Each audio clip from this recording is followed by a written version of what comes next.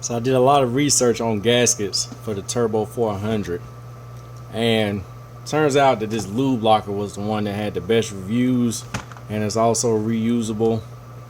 Here it is here. Zoom in of the torque and pattern.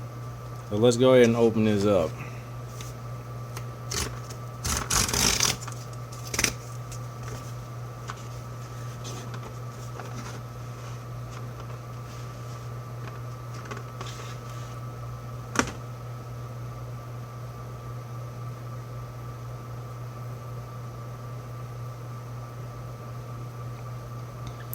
Like it's got 3 rings on it to help seal.